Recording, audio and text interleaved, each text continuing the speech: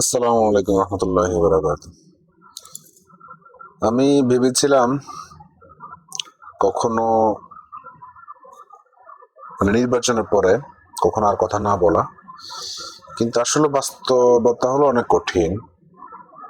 আমরা যদি দেশের হয়ে কথা না বলি, ন্যায় ইনসাফের হয়ে কথা না বলি, মজলুমের হয়ে কথা না বলি, আসলে যারা নির্যাতনের শিকার তাদের হয়ে কথা না বলি, এটা আসলে আমাদের প্রতি ইনসাফ করা হবে না।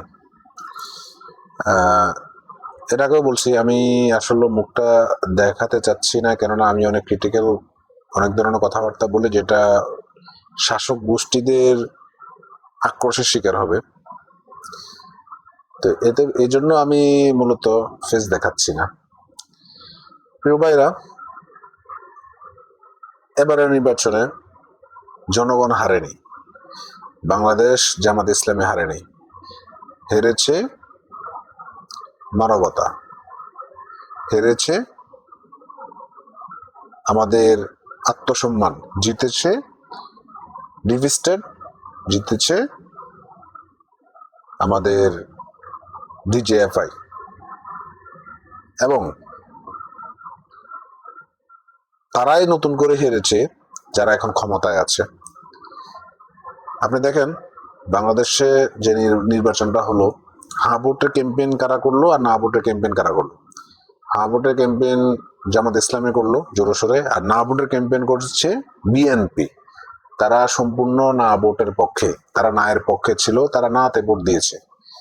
ফলশ্রুতিতে না কত পার্সেন্ট পেলো আর হা কত পার্সেন্ট পেলো, যেটা হা পাইছে 65%-এর উপরে, সেটা হলো জামাত ইসলামের ভোট। আর যেটা না হয়েছে ওটা সম্ভবত 25%, সেটা হলো 25 থেকে 30%, ওটা হলো বিএনপির ভোট 35%-এর মতো। তো এতে করে কি হলো, কি দাঁড়ালো? বাংলাদেশ জামাত ইসলামী মাত্র আসন পেল সর্বসাকুল্য 68টা। আসলে আমি নির্বাচনের বিষয়ে, আমি যেদিন ঘুমে গেছিলাম, জামাত ইসলামের নির্ঘাত জয় ধরে আমি ঘুমিয়ে গেছিলাম, কারণ আমাদের এখানে ও সময় ছিল আপনার প্রায় রাত 12টা ছিল, এই জন্য ঘুমিয়ে গেছিলাম। যখন আমি দেখলাম বাংলাদেশ জামাত ইসলামী 88, বিএনপি 74, তখন আমি ধরে নিয়েছিলাম যে বাংলাদেশ জামাত ইসলামী ক্ষমতায়। পরে যখন আমি সকালে উঠে দেখলাম যে নির্বাচনের এই অবস্থা, তখন তো মেকানিজম 100%, কারণ ভোররাত্রি মেকানিজমটা ভোররাত্রি হয়েছিল। তারপরে আর আসলে নির্বাচন নিয়ে কে কত আসন পেলো, কে কি পেলো, এটা আসলে জানার আগ্রহ ছিল না আমার। যাই হোক, তো বিএনপি পাইলো 200-র উপরে।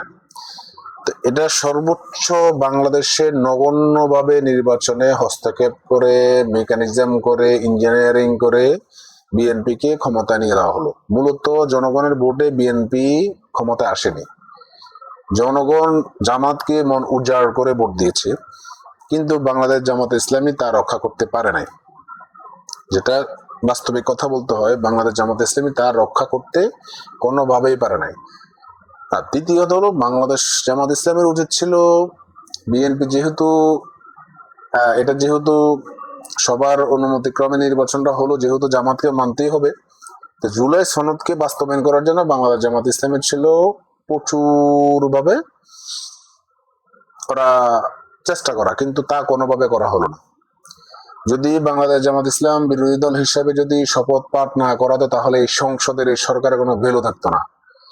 কিন্তু বিএনপি বিশ্বাসঘাতকতা করেছে, তারা জুলাই সনদে স্বাক্ষর না করে বিশ্বাসঘাতকতা করেছে। বাংলাদেশ জামাত ইসলামী এবং 11 দলের জোটের উচিত ছিল শপথ বাক্য পাঠ না করা, যতক্ষণ পর্যন্ত বিএনপি সংস্কারের যে শপথটা আছে, ও শপথ যতক্ষণ পর্যন্ত না করবে, ততক্ষণ পর্যন্ত বিরোধী দলে কেউ শপথ বাক্য পাঠ করবে না। কিন্তু বাংলাদেশ জামাত ইসলামী এটা কেন করলো জানি না, এটা কেন শপথ নিল, বা 11 দল কেন শপথ নিল, আসলে অতটুকু জানার আগ্রহ আমার নেই। বাংলাদেশ নিয়ে টোটালি চিন্তা করার আগ্রহ নেই। আসলে সত্য এবং ন্যায়ের কথা বলার জন্য মূলত আমি হাজির। বর্তমানে বিএনপি যে কর্মকাণ্ডগুলো করে যাচ্ছে, বিএনপির যে সকল পাগলাটে মন্ত্রী বিএনপি নিয়োগ দিয়েছে, এরা আসলে বিএনপির তারেক জিয়ার নিয়োগকৃত না, এগুলো হলো সম্পূর্ণ সালাউদ্দিনের নিয়োগকৃত। আপনি দেখেন ফজলুর রহমান, যার মুখে দিয়ে বেফাস মন্তব্য আসে, তাকে একটা মন্ত্রী দিয়ে দিল, মুক্তিযুদ্ধ বিষয়ক মন্ত্রী, যেটা হেতে এমনি আওয়ামী লীগের, এখন বিএনপি হয়ে গেল আর কি। এখন আওয়ামী লীগ বিএনপি একই সব, কারণ আওয়ামী লীগের যত ভোট বিএনপি পাইছে ওই একই অবস্থা আর কি। যাই হোক, প্রিয় দর্শক, প্রিয় ভাইরা, বাংলাদেশ আগামীতে কোথায় যাচ্ছে? যদি আমি এবং আপনি আমাদের স্থানে যদি না থাকতে পারি, তাহলে বাংলাদেশ কখনো আমরা একটা সুশৃঙ্খল বাংলাদেশ আমরা কখনো দেখতে পারবো না। বাংলাদেশের প্রয়োজন হলো জিহাদ করা, জিহাদ ছাড়া বাংলাদেশে কখনো সুশৃঙ্খল আসবে না। আপনি যতই গণতান্ত্রিক শাসন ব্যবস্থার মধ্যে আপনি যান, লাভ হবে না। আপনি ইসলামপন্থী, আপনাকে ক্ষমতা দেওয়া হবে না। আপনি মানুষের ম্যান্ডেট নিয়ে আপনি বিশাল আসন পেলেন, কিন্তু আপনাকে ইঞ্জিনিয়ারিং করে ডিপ স্টেটের মধ্যে হারিয়ে দেওয়া হলো। হ্যাঁ, আপনি কখনো এটা পারবেন না। আপনি যখন জিহাদ করবেন, আপনি যখন, এখন তো বলা যাবে না, ওটা হাতে নেবেন এবং ডিসি যারা আছে ওদেরকে ওইভাবে ওটা করে দিবেন, হ্যাঁ, যাতে জিন্দিগি যাতে দেখতে না পারে। এসপি যারা আছে তাদের ওটা করে দিবেন যাতে জিন্দিগিতে দেখতে না পারে। মানে যারা এসব ইঞ্জিনিয়ারিং করে, আসলে এত বাদ বিচ্ছার আমাদের সময় নাই। গণহারে যত ডিসি এবং এসপি আছে সবাই। এছাড়া আমি দেখি না বাংলাদেশের কোনো উন্নতি বা বাংলাদেশের পরিবর্তন আমি দেখি না। ঠিক আছে, এর বেশি আর কিছু বললাম না, কেননা অনেক কথা আসলে বলা যায় না। ইউটিউব, ফেসবুক, টিকটকে বলা যায় না। আমার অলরেডি বিশাল অঙ্কের একটা অ্যাকাউন্ট ওরা রেস্ট্রিক্ট করে দিয়েছে ফেসবুকের, তো এই জন্য আসলে অনেক কথা বলা যায় না। তো আপনারা ওইভাবে ধরে নেবেন। জি, সবাই দোয়া করবেন, শেয়ার দিবেন, ফলো করবেন, লাইক করবেন, কমেন্ট করবেন। আসসালামু আলাইকুম রহমতুল্লাহ।